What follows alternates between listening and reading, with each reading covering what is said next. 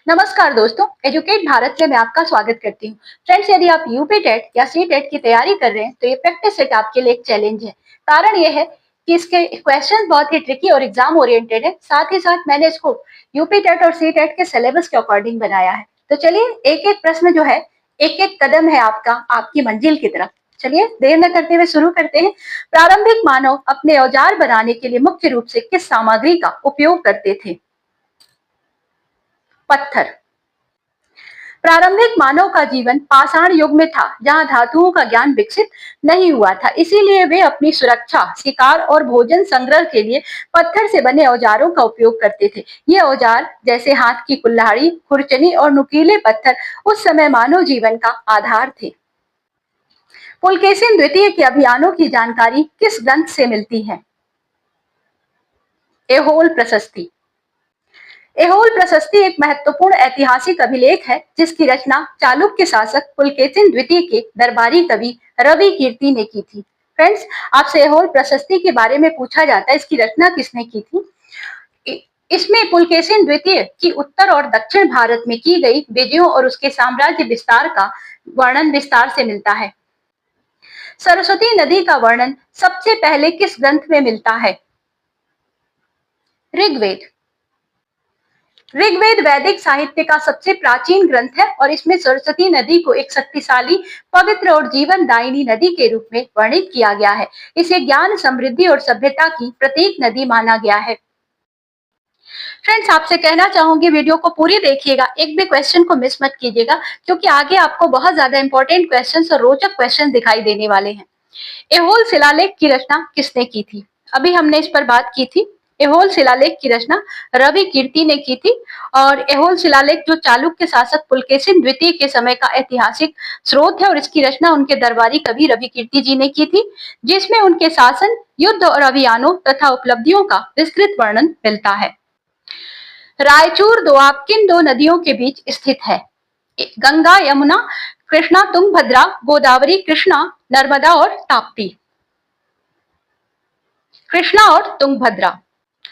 रायचूर दोआब दक्षिण भारत का एक उपजाऊ और सामरिक रूप से महत्वपूर्ण क्षेत्र है, जो कृष्णा और तुंगभद्रा नदियों के बीच स्थित है। यह क्षेत्र कई ऐतिहासिक संघर्षों का केंद्र भी रहा है।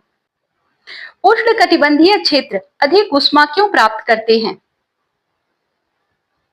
सूर्य की किरणें लंबवत पड़ने से।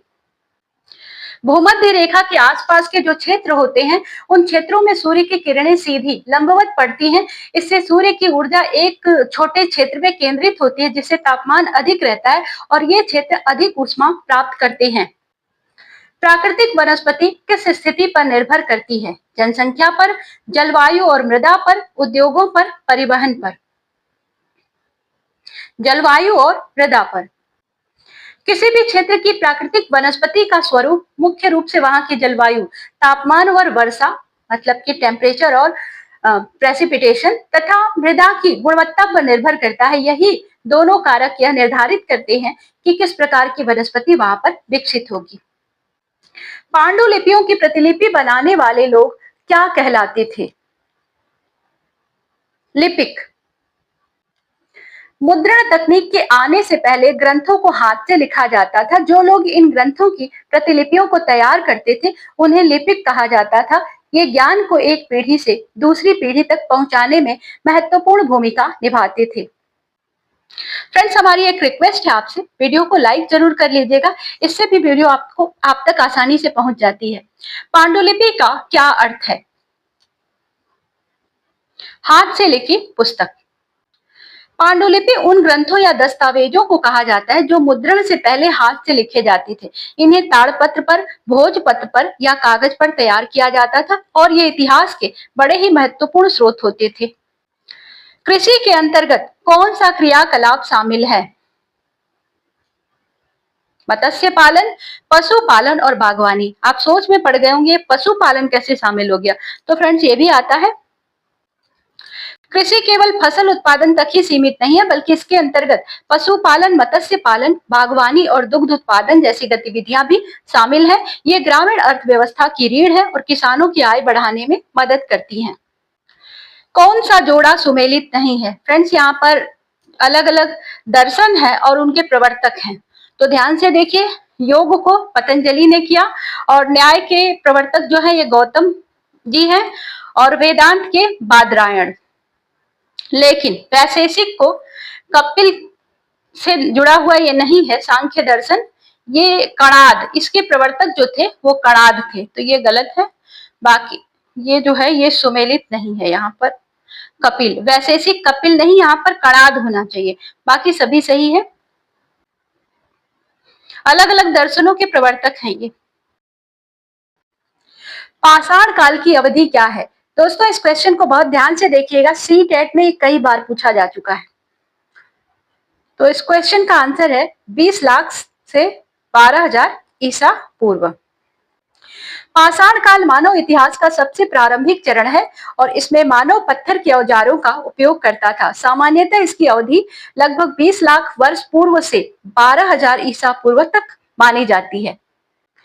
रेशम के कीड़ों के पालन को क्या कहते हैं? तो सबके लिए एक टर्म है फ्रेंड्स, रेशम के कीड़ों को के पालन को सेरीकल्चर कहा जाता है।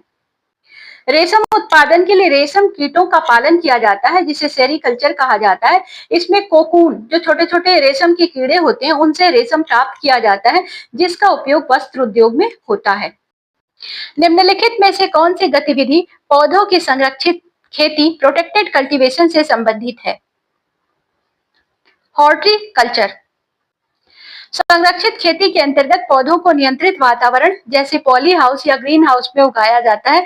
यह तकनीक मुख्य रूप से हॉर्टिकल्चर बागवानी से संबंधित होती है, जिसमें फल, सब्जियां और फूलों की वैज्ञानिक खेती की जाती है ताकि उत्पादन और गुणवत्ता दोनों में सुधार हो सके। अंडों के छिलकों पर नक्काशी की कला क्या कहलाती है? अंडी कला। महाराष्ट्र की पारंपरिक कला में अंडों के छिलकों पर सूक्ष्म नक्काशी की जाती है जिसे अंडी कला कहा जाता है। यह अत्यंत धैर्य और कौशल की मांग करने वाली कला है। आदर्श बसाव के लिए कौन से प्राकृतिक कारक आवश्यक हैं? ये क्वेश्चन भी कई बार पूछा गया फ्रेंड्स, इसको भी ध्यान से देखिएगा। तो आदर्श बसाव के लिए उपयुक्त भूमि, उपजाऊ मिट्टी, जल और अनुकूल जलवायु की आवश्यकता होती है, क्योंकि यही जो है ये मानव जीवन का आधार होते हैं और इसके ऊपर ही पूरी मानव का जीवन टिका हुआ है। दक्कन का पठार किस चट्टान से बना है? आग्नेय। दक्कन का पठार बेसाल्ट लावा से बना है जो ज्वालामुखीय क्रिया से उत्पन्न आग्नेय चट्टान का उदाहरण है। डीके बसु मामला किससे संबंधित है? अब डीके बसु की बात कर लेते हैं। तो इनका मामला गया सर्वोच्च न्यायालय में। पुलिस हिरासत में मानवाधिकारों की सुरक्षा के लिए सुप्रीम कोर्ट ने कई सारे निर्देशन दिए और पुलिस हिरासत में मानवाधिकार की रक्षा से संबंधित है। मतलब पुलिस हिरासत में पुलिस किसी को भी टॉर्चर नहीं कर सकती, प्रताड़ित नहीं कर सकती। गढ़ा कटंगा गोंड साम्राज्य का उल्लेख किस ग्रंथ में मिलता है? ये मिलता है आईने अकबरी में। गढ़ा कटंगा गोंड साम्राज्य का उल्लेख अबुल फजल द्वारा रचित आईने अकबरी में मिलता है जिसमें इसकी समृद्धि और प्रशासन का वर्णन है। जनसंख्या परिवर्तन के क्या कारण हैं? ऑप्शन नंबर ए सही है, जन्म, मृत्यु और प्रवास।